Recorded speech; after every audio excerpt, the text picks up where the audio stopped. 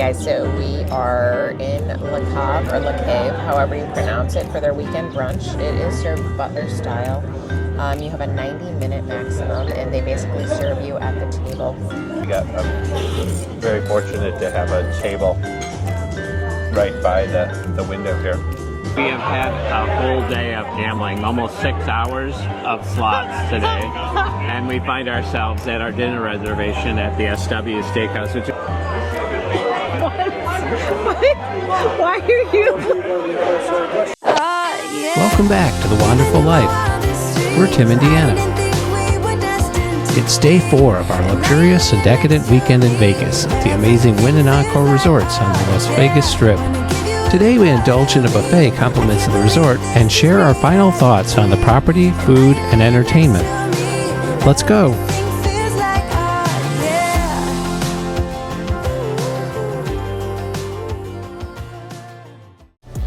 There's truly nothing else in the world quite like Las Vegas. And within this vibrant city, nothing rivals the experience at Wynn and Encore. Encore's 5-star hotel and casino is located adjacent to the Wynn, right on the Las Vegas Strip. It offers luxury accommodations, signature restaurants, and an award-winning spa.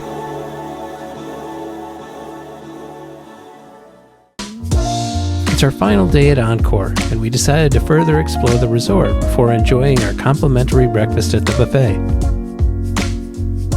Passing through the casino on our way to Wynn, we couldn't help but marvel at the ornate details of the crystal peacocks at the entrance to the high limit room. Encore Casino is much smaller than that of the Wynn and a lot less crowded.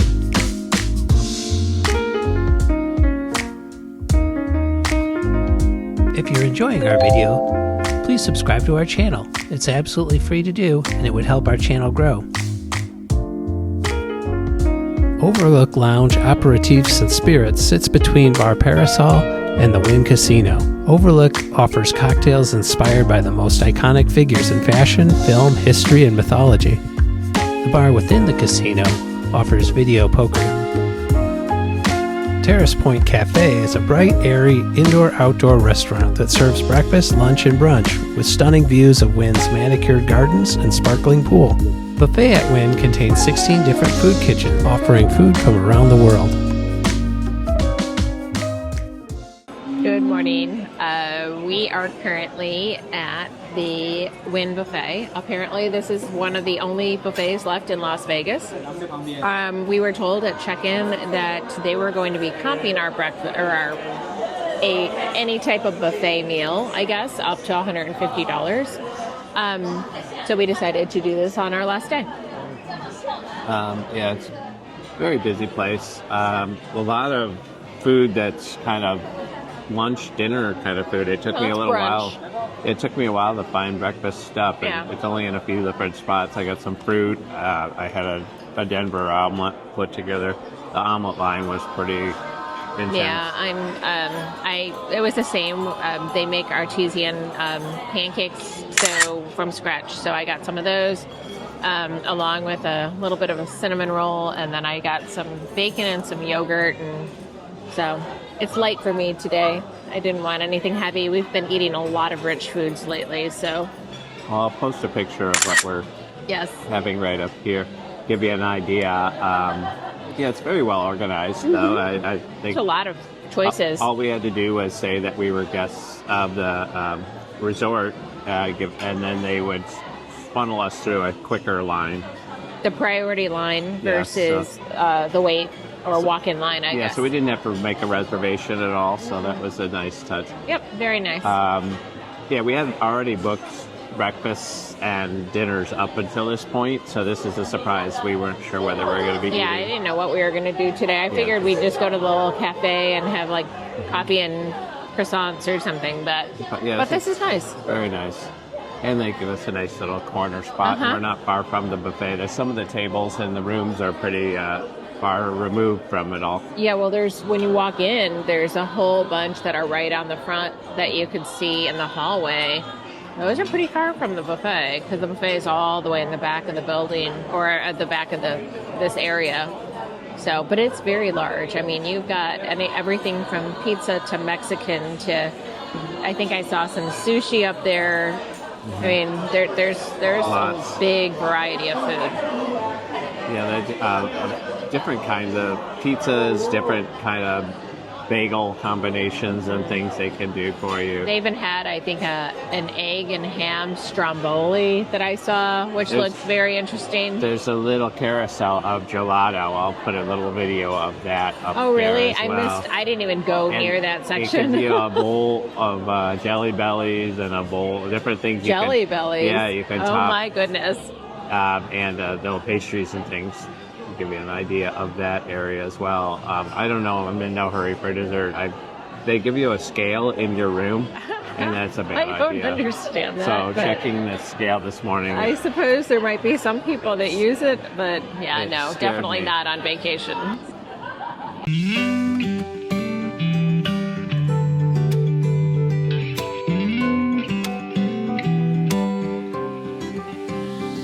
Set amidst exotic gardens and waterfalls, Mizumi serves pristine sushi and sashimi, roba-taiyaki bar specialties, and modern Japanese cuisine. There's also a teppanyaki room where chefs cook tableside. Casa Playa Coastal Mexican focuses on fresh seafood, seasonal ingredients, homemade masa, an extensive tequila and mezcal selection, and specialty cocktails. Wazuzu is a Pan-Asian eatery serving lunch, dinner, and late-night choices adjacent to Encore's casino. It features a 27-foot glittering dragon comprised of 90,000 individual crystals. Eastside Lounge is a sleek poolside and casino night spot that features a full selection of distinctive spirits, wines, and beers. Dueling pianos are featured there every night from 9:30 to 1:30. Encore's Excess Nightclub, one of the resort's 2 nightclubs, offers a full bar and entertainment by the resort's outdoor pool and cabanas. Wynn's 18-hole golf course is a masterpiece designed by the legendary Tom Fazio. It features lush greens, rushing streams, and a waterfall. So we decided to do a quick final thoughts on the Wynn Encore Resort and the restaurants we went to. Overall, I like the resort. I think that it's very big. It's manageable, having the 2 right next to each other. Even walking from one to another, I think is shorter than what we originally had anticipated. Overall, the food is outstanding in every place that we had gone, and I'm very impressed. The biggest surprises for me, the things I thought would be my favorite weren't so much. We assumed that the SW Steakhouse Agree. was going to be the ultimate, that Sinatra, maybe it was overhyped, maybe it was a little kitschy with all the memorabilia, but no, it was very elegant there, and it was understated and quiet. SW was, with the sounds going from the waterfall and the music every half hour or so, and the room being so full, it's really hard to have a romantic dinner in that setting. Really busy even at 10 o'clock last night when we left. Maybe it was even later than that, 10:30. The food was very good. Very rich, though. I'll be honest. The steak was amazing. I think that it was. I mentioned last night. It's very buttery, kind of melt in your mouth steak, which was very good. But I agree with Tim. I liked Sinatra better, and I think it was just the ambiance that was in the room or in the restaurant, and the service was a little bit better, I think, too. Yeah, there's a little more space between the tables, but we were still able to interact with the server. He had a lot of personality. The tables next to us, some fun people there. SW, not so much. That was a really dress to impress kind of place. It was a place to be seen and all of that, just as much as it was about the food. True. And as far as the breakfasts go, the one breakfast I was looking forward to the most of the 2, we had done Jardin and Le Cave. And Le Cave I thought would be the ultimate, because I saw so many videos about the unique foods that are coming around the restaurant, and if there's something you like more than another. The biggest problem there is it all comes so at the fast. same time. Especially if you have an early reservation. The restaurant opens at 9:30. They don't let anyone in until then. And so there's a flood of servers waiting to bring you food at that hour. So I think it probably breaks up a little bit as the morning goes on. But you end up going, I want to try all these things, but I don't want them sitting at my table for long food enough to was get cold. good. You have to go hungry, and if you aren't, you're going to feel very overwhelmed. I felt like we were rolling out of there because I don't even eat a lot these days, and it was just a lot, and it was good, but it was rich. So I think I liked Jardin better out of the two that we went to. Jardin has the amazing crab Benedict.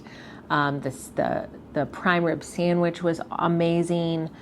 Sitting outside, just the vibe in there was very cool. Again, staff was amazing.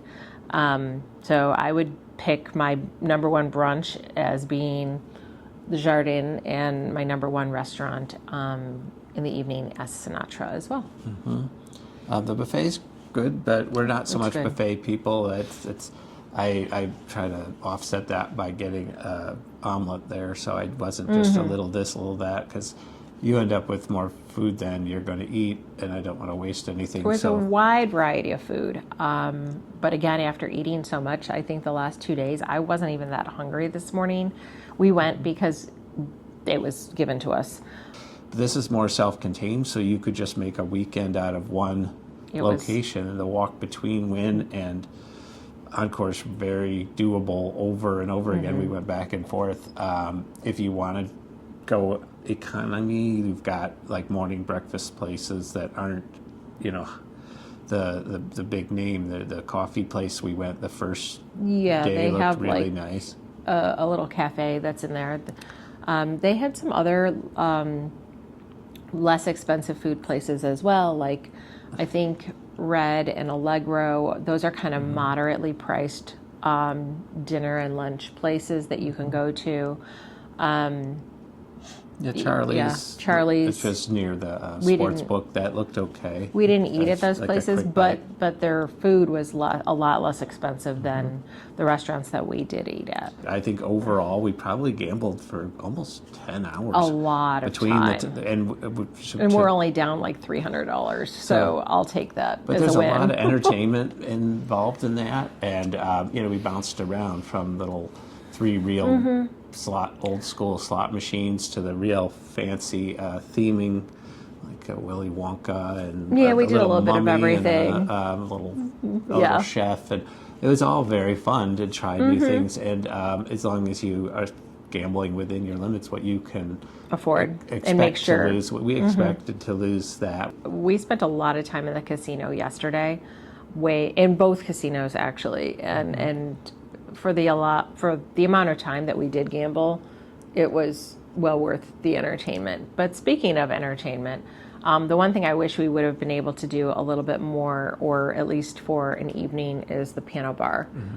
That would have been ideal the first couple nights, because like a Thursday night would have been a good start. Eastside Lounge, I think is what so. it's called, Yeah, in the Encore. But Friday night, Saturday night, it was really packed. I mean, overall, Awakening was interesting. It was a lot of technical, moving sets and things. But I don't know. I didn't. Costumes were feel good. Choreography was very good. The singing was mediocre. The acting wasn't subpar. wasn't the best. So, I mean, for discount tickets and kind of a date night, it's not bad if you're here. I like the fact that they have a show on property, so you don't have to go to another hotel or resort to see something. Like Tim said, having everything all in one place was what we had intended on doing, and this is the reason why we chose this resort. We snuck out to go to Walgreens, and that was the only time we walked anywhere near the Strip, and that was enough for me. It brought back flashbacks of us walking aimlessly from one resort to the next just to get some photos and such. But it's kind of a home base. The room, I wish it weren't an accessible room because it's going to be a little different from what you would have if you booked the same category of room. Well, I think the room itself is fine. The bathroom is probably going to be what's different. The room itself is a suite for everyone, so I think that the space is the same. It's just the bathroom was a little bit different. It was fine. It worked well. We didn't use our robes. We did not. When we got back to the room, it was a sleeping place. It wasn't a lounge with our coffee. We could have ordered in room service. We could have. But there's so much we need to explore, and if we come back, we could easily do that. We've tried the buffet. We've tried 2 of the high-end breakfast places. But I feel like Steve Wynn did a really good job at decorating. It's very kind of mid-century modern versus just this retro 40s look in both resorts. I like it, and I think that we'll be back. A thing you have to take into account if you're going to get a strip-facing room is the nightclubs. Yes. You hear a lot of bass beat from the music. Even all the way up here, we're on the 51st floor, and we could still hear the music. Everyone working here is so attentive to everything. The drink service in the casino, for the most part, was the best I've seen. They pop around it very frequently. Yeah. At the restaurant the other day, we bought the unlimited breakfast yesterday alcohol thing at the Le Cave, and boy, the next drink was there within seconds. Yeah. So everything's been really efficient and really high end. So I feel it was money well spent. And speaking of drinks in the casino, obviously they're free if you're gambling, and they have a little bit of upscale alcohol, which I was surprised. I was just doing vodka sodas, thinking it had to have been a well vodka, and they're like, do you want a different type of vodka? What do you want? And I said, well, what do you have? And they said, well, we have Tito's. And I'm like, oh, great. And that was included. So that would have been a $16 drink because they charge a lot for their drinks here.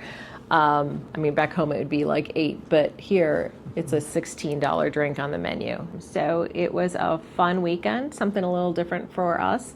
But we are going to be cruising again very soon. So keep watching if you like our cruise stuff. We've got, in about 4 or 5 weeks, we're going to be on the MSC World America inaugural sailing. Please click the like button and subscribe if you like our content. There's a lot more coming, and we will see you soon. Bye-bye. Bye.